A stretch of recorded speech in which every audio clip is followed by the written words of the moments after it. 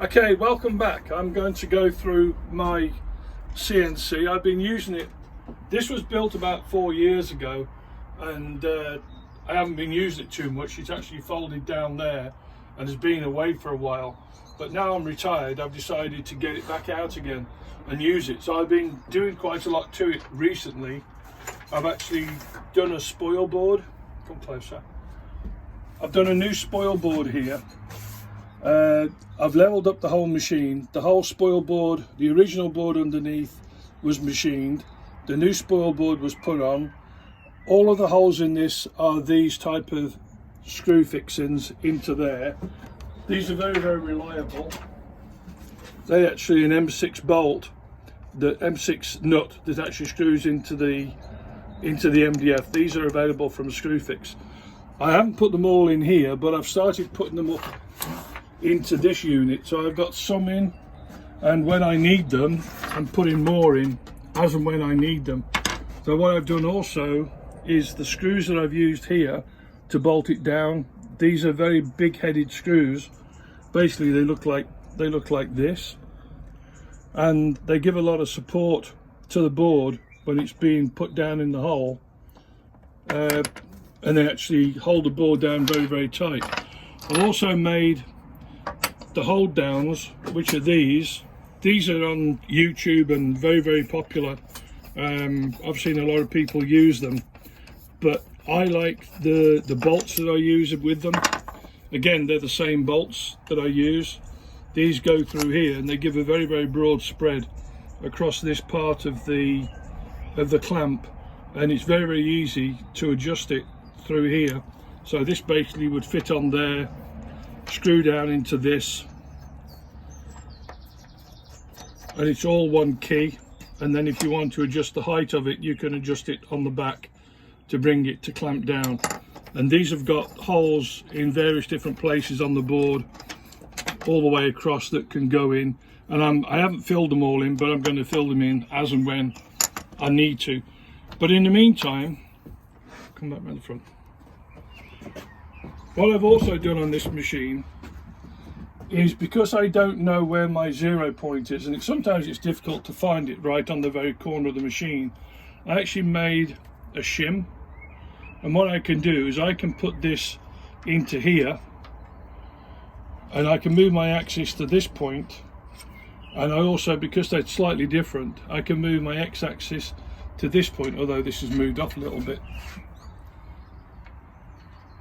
I can actually move my axis to this point, and then I can set this exact corner with this. Hopefully in the future I'll be able to use homing switches, but this is another tool I've used to go on here. All my tools now I've mounted on the machine. These are all held on with magnets, and my keys for the wrenches for undoing the spindle. I put a spindle on this. This is a 500 watt brushless spindle, but I'm not so happy with it. It's actually quite noisy when it's in use, but I can actually change from this spindle back to a Makita style router very easily by undoing this, taking this assembly away and just putting the router on, because it fits on here. I also added a caliper, so as this moves up and down, I can set my 0 at the bed, and as the unit moves up and down, this just basically follows it. It's not connected into anything, it's just a visual measure to see where things are on the machine when it's moving. What I'm intending to do next on this machine, because I have one axis, the y-axis is in the middle here, and it runs through, and there's a bar joining this one to this one, and although it doesn't make any difference on the carving, I've actually found that this has a little bit of a shimmy in it. So what I want to do is add 2 more of these. Take the motor from here, move it over to that far corner, and move the thread, and actually put the motor here.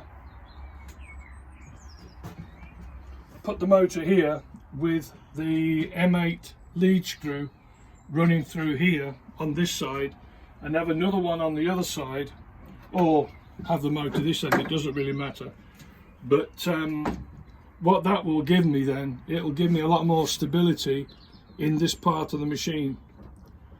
So then everything should move parallel, and this one will be slaved, the x-axis will be slaved, sorry, the y-axis will be slaved with the other motor over there. The next thing I want to do on this, which I'm started to do now, is I'm actually taking my control system off. When I built this was actually in the shed the other way, and I could get at this pretty easily, but now with the bench here and everything, and it's actually difficult, although I don't need to go in. What I'm intending to do is take this unit away, take the mains unit away from there, and take the power supply that is in there out of the way and have all this area clear. And then I'm over here, I'm going to replace that all, put everything into a new box over here. This is an old PC box, and what I'm going to do now is I'm going to mount all my drives into this. So my drives will go here, 1, 2, 3, 4. My Arduino will go down here. At some point I want to put a laser module in, so whether I need another power supply. And then I'm going to put all of the connections to the motors I've run out the back onto aviation plugs and sockets. This will be mirrored on the CNC machine, so that I can have patch cables between here and the CNC machine to join the two units together. I'm also going to leave the computer power supply in here, but also put the power supply that we already have in here. What I can do with this, I can utilize then the on-off switch on the front to power the computer power supply, and then through the computer power supply I'll use a relay which will power up the remaining power supply which feeds the stepper motors. That way I don't have to have a switch or something else coming in here, and it also gives me 5 volts, 3.3 volts and a 12 volt into the computer case for something else which I don't know yet. So this is the plan for the next few weeks. Cables are on order, some more plugs are on order, because I'm also going to put homing switches on. So I've got an 8-pin aviation plug coming for there.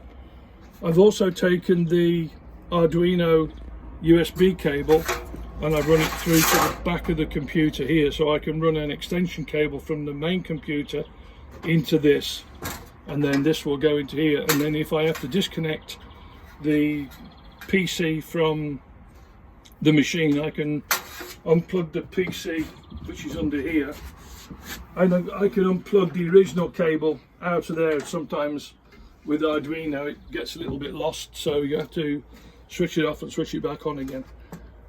But overall, with the drive system I've had using these TB6600s microstep drivers, I've had no issues at all with them. The system has never missed a step, it's never crashed. I think it's all been very good. I'm a little bit nervous of doing it this way because my other system was working very, very well. But that's the plan for the next week or so, to put these into there, and then I will put a smaller box over here to utilize my stop cycle and my start cycle on here, and I might use these again as a jog function to jog X, Y and Z, but I'm not sure yet. These might come away, but I use this stop, the cycle stop and the cycle start button quite a lot when I'm here if I'm watching it. So that's the plan of attack for the next few weeks on this machine. But the machine itself has been very, very stable, very, very good. It uses a NEMA 17 motor there, and the two X and Y's are both using NEMA 23s. Never had a problem with the NEMA 17, never had a problem with the NEMA 23s. The system is strong, and it's done a lot of cutting in the last few weeks.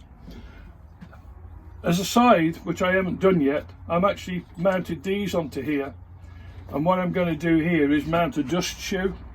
These are actually drawer slides, miniature drawer slides. They're quite strong, and what I'm going to do here is mount a universal boot here with a brush and make something that I can actually bring up when I change the bit, and when the machine is running I can actually just push it down into place and lock it when it's running, or if I want to see it again, I can actually just raise it up and have a look.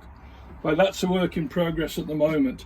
I started making some parts, but this has got to be made a little bit differently, so it can go on here. I also want to make it out of perspex, because this would mount on here, but I need a little bit more room here, so this will come forward, and then this will be made of, or the top piece will be made of perspex. But this, I've got the brush to go into here, and this was made on the CNC 2 days ago, but it'll be held on with magnets, but I didn't bring that out with me. So that's the plan of attack for this machine, to change it a little bit, to up its game a little bit more. But overall, I've been very, very pleased with it. And yeah, I'll put this onto YouTube in the next couple of days, and then as it moves on, I'll take pictures, and then maybe we do a second one when the system is running again, and then I show you again when the system is running. Thanks for watching. Hope you can subscribe to it. I know you've watched some of the videos about the saw, about the track saw module, and a couple of other things I've done. But now I'm retired, I want to try and get more into this to make some of the things I'm quite enjoying making. So I hope you enjoy it, and catch you again. Thank you. Bye bye.